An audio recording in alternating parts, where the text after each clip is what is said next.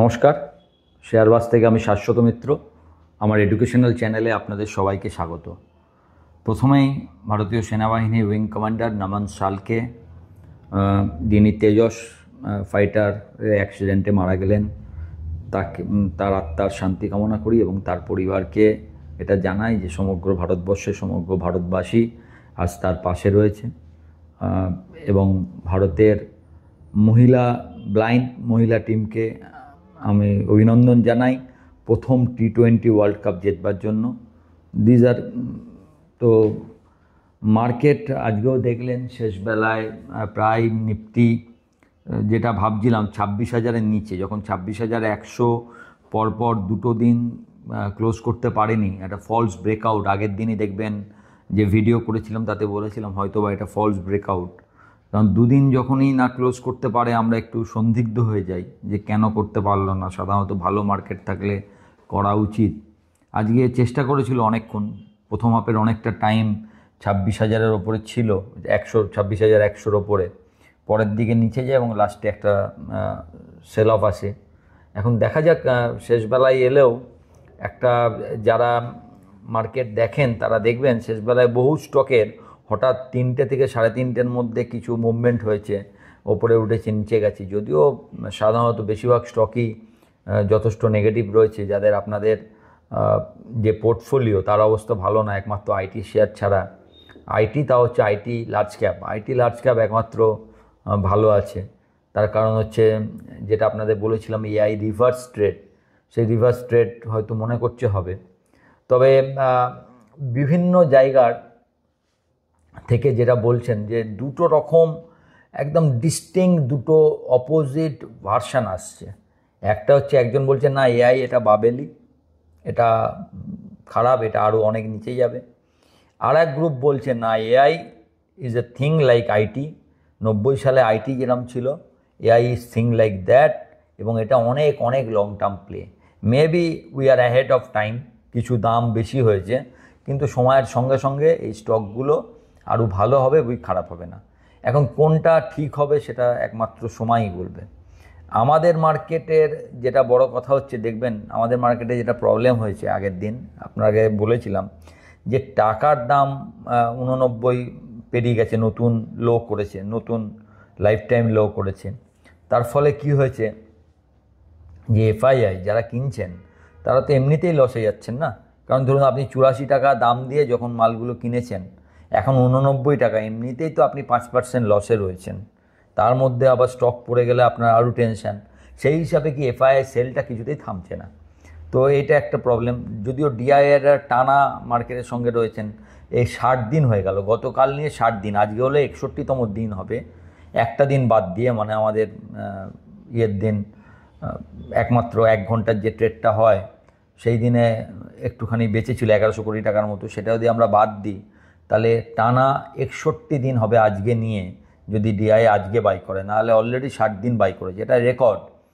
এবং আজকে সকালবেলা দেখবেন যারা আমার টেলিগ্রাম চ্যানেলের সঙ্গে যুক্ত আছেন, একটা কথা লিখেছিলাম যে ভোলাটিলিটি, মানে ইন্ডিয়া ভিক্স হঠাৎ 12% বেড়েছে। সেটা একটা টার্বুলেন্ট টাইমেরই আপনাকে দেয়, যে টার্বুলেন্স হয়েছে, কোথাও একটা টার্বুলেন্স।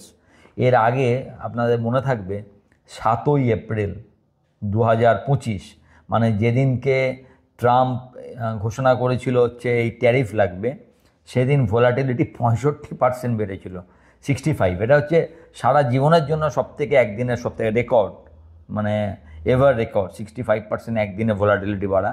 সেটা হয়নি, কিন্তু গতকাল 12% বেড়েছিল। এবং মার্কেট চেষ্টা করছিল, মানে যখনই দেখবেন 26,100-র ওপরে আপনি পাচ্ছিলেন না, 26,100-র ওপরে কোথায় ক্লোজ করলেন, 26,192, মানে খুব ভালো ক্লোজিং, 92 পয়েন্ট আপনার হাতে আছে, 92 পয়েন্ট, 26,192 থেকে 26,100, 90 পয়েন্ট মাইনাসে বন্ধ হলো, আপনি 26,100 ওপরে বন্ধ হন। সেখানেও আমরা 26,100 নিচে যখন বন্ধ করলাম, তখন একটা বোঝা যাচ্ছিল যে কোথাও একটা হয়তো মার্কেট একবার 25,800-900-র মাঝখানটা হয়তো একবার আসবে। এবং সেখান থেকে হয়তো যদি মার্কেট ঠিক থাকে, যেরকম আমরা ভাবছি যে যতক্ষণ না এটা 25,700 ভাঙছে, আবার একই কথা বলছি, আজকে 959-এ বন্ধ হয়েছে, সেখানেও কিন্তু একই কথা, 1%, 259 মানে ওই 25,959, 260 পয়েন্ট ধরুন, মানে ঠিক 1% নিচে। যতক্ষণ না আমরা 25,700 ভেঙে বন্ধ হচ্ছি ততক্ষণ এই বুল রানটা কিন্তু শেষ হয়নি।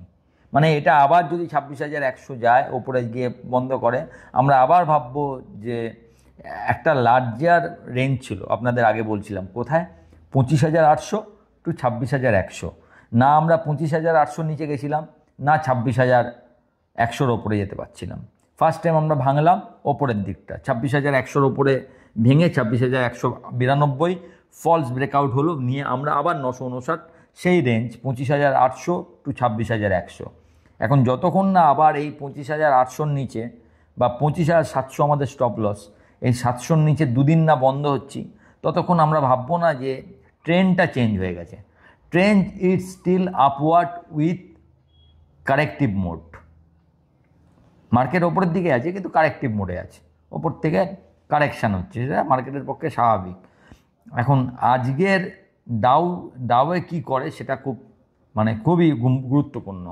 আপনারা দেখে থাকবেন ডাউ সকালবেলা কিন্তু অনেকটা প্লাস ছিল, ডাউ প্রায় 200 পয়েন্ট প্লাস ছিল, ন্যাসড্যাক প্রায় 250 পয়েন্ট প্লাস ছিল। সেখান থেকে হঠাৎ ডাউ এখন দেখাচ্ছে মাইনাস। তো এই হিসাবে দেখা যাক ডাউ শেষ পর্যন্ত কী করে, সেটা আমাদের দেখার, এবং তার উপরেই ঠিক হবে মার্কেট পরবর্তীকালে কোন দিকে যাবে। আপনাদেরকে দু তিনটে স্টকের কথা বলেছিলাম। একটা হচ্ছে হ্যাল, যেহেতু তেজসের অ্যাক্সিডেন্ট হয়েছে, হ্যাল প্রায় 4,400 অবধি এসছে। এছাড়া আপনার টিসিএস, যদিও আমি বলেছিলাম, কিন্তু যেহেতু আইটি রিভার্স ট্রেড চলছে, টিসিএস কিন্তু ওপরেই বন্ধ হয়েছে। আর এমনি সব শেয়ারই একটা এদিক ওদিক। আইটি ছাড়া ব্যাংক প্রথমে আজকে সকালবেলা 11টার মধ্যে 10টা ব্যাংক পজিটিভ ছিল, সেটা লাস্টে ব্যাংক নিফটিও কারেক্টিভ নিল। শেষ পর্যন্ত দেখা যাক কী হয়। এখন আপনারা কি করবেন? ধরুন নিফটি, ব্যাংক নিফটি যে জায়গায় আছে, ব্যাংক নিফটি এখনও কিচ্ছু হয়নি। ফ্র্যাঙ্কলি বলতে গেলে ব্যাংক নিফটি যেখানে বন্ধ করেছে সেটা কোনোভাবেই কিছু বলার মতো নয়। 58,835 ফার্স্ট সাপোর্ট ব্যাংক নিফটি 58,600। প্রথম আপনার টেনশন লাগবে যদি 58,600 নিচে যায়, আর 57,800 থেকে 58,200 এটা হচ্ছে খুব ভালো সাপোর্ট জোন, যেটা নিফটির হচ্ছে 650 থেকে 725। আমি 700 নিচে যাবে যদি যায়, সেক্ষেত্রে আপনাকে ভাবতে হবে যে কিছু একটা ব্যাপার, আবার নিফটি হয়তো একবার 25,500 25,200 দিকে যেতে পারে। সেটা যখন হবে তখন ভাবা যাবে। আপাতত ফার্স্ট টাইম যেরকম প্রথম দিকে আগেই আপনার মনে আছে, আমরা 700-800 অনেকক্ষণ ঘুরেছি, নিচে যাওয়ার চেষ্টা করেছি, 453 অবধি গেছিলাম, 500 ভাঙিনি, তারপরে আবার ওপরে গেছি। তো এটা হ্যাপেন, কখনো ওপরে যাবে, কখনো নিচে আসবে, নিচে এসে সাপোর্ট নেবে, কখনো ওপরে গিয়ে রেজিস্ট্যান্স পাবে। মার্কেটে এটা চলতে থাকে। এখন স্টকের দিক দিয়ে আইটি খুব স্ট্রং দেখাচ্ছে, কিন্তু এই আইটি স্ট্রংটা ভাবা খুব মুশকিল, আইটিকে ট্রেড করা মুশকিল। কারণ ট্রেড করলে আপনাকে সবসময় উল্টো দিকটা ভেবে ট্রেড করতে হবে। আপনি ট্রেডের সঙ্গে সঙ্গে একটা পুট নিয়ে রাখলেন, এরকম কিছু একটা করতে হবে। ডাইরেক্ট ট্রেড করা, কারণ বোঝা যাচ্ছে না যে এটা একটা লং স্টোরি, তো যদি কোনো কারণে স্টোরি উল্টায় তাহলে আবার অনেকটা নিচে আসতে পারে, সেক্ষেত্রে আইটির ঝামেলা। ব্যাংক দেখুন সকাল থেকে খুব ভালো ছিল, বিশেষ করে পিএসইউ তো যথেষ্ট ভালো, পিএসইউ নিয়ে তো কোনো প্রবলেম নেই, পিএসইউ ভালোই চলছে।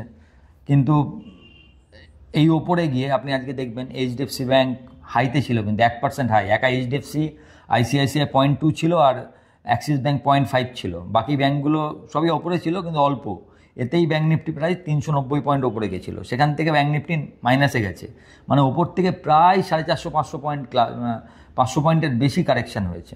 তো একটা প্রফিট বুকিং ব্যাংক নিফটিতে ডিউ ছিল, সেটা ঘটেছে। নিফটির ক্ষেত্রে যেটা আমি আশা করেছিলাম সেটা হচ্ছে রিলায়েন্স আজকেও হয়তো 1550-এর পর ব্রেকআউট লেভেল, যেটা এর আগেও একবার হয়েছে জানেন তো, 1550 থেকে ব্রেকআউট না করতে পারে 12% কারেকশান করে, আপনাদের মনে আছে হয়তো 1416 বা 18 লো করেছিল, সেখান থেকে আবার 1550। তো এবার আশা করেছিলাম হয়তো ওপরে যাবে। যদি এটাও ব্রেকআউট না হয়, দেখলেন আজকে রিলায়েন্স 1535 ব্রেকআউট করতে পারলো না। তো কালকে দেখা যাক, ফার্স্টে দেখতে হবে ডাউ কীরমভাবে বন্ধ হয়, কী করে। সেটা যদি ভালো থাকে সেক্ষেত্রে কালকে মার্কেট কী করে, এবং কালকের দিনটা অবশ্য আপনি খুব বেশি ধরতে পারবেন না, কারণ কালকে হচ্ছে এক্সপায়ারি ডে। সে এক্সপায়ারি ডেতে আজকেও যদি পেনাল্টিমেট দেয়, আজকেও এদিক ওদিক হতে পারে, এক্সপায়ারি ডেটে নিচে 400 পয়েন্ট যাবে না ওপরে 400 পয়েন্ট যাবে, এটা নিয়ে আপনি যে খুব দাম দিতে পারবেন বা এফআইআই ডিআইআই কী হবে, আজকে আজকে ডিআইআই কী করলো বা এফআইআই কী করলো সেটা তাও কালকে আমি তো আপনাকে বলেই দিয়েছি যে যখনই বিশেষ করে মান্থলি এক্সপায়ারি হয় সেখানে এগুলোতে খুব একটা দাম দেওয়া যায় না। তো দেখা যাক, এখন ওয়েট অ্যান্ড সি ছাড়া আমাদের কাছে উপায় নেই। আর আপনার পোর্টফোলিওর যা অবস্থা, পোর্টফোলিও নিয়ে কিছু বলা যাবে না, কারণ পোর্টফোলিওতে already mid cap small cap দেখবেন আজকে 1% স্মল ক্যাপ বেশি মাইনাস ছিল, মিড ক্যাপও মাইনাস। মিড ক্যাপ কাল অবধি একটু ভালো ছিল, আজকে মিড ক্যাপও মাইনাস। সুতরাং আপনার যে পোর্টফোলিও খারাপ হবে সেটা আমার জানা আছে, সেটা নিয়ে প্রশ্ন নয়। সেটা বুঝতে পারছি যে পোর্টফোলিওর অবস্থা কারোর খুব একটা ভালো থাকবে না, স্টক ভালো নেই।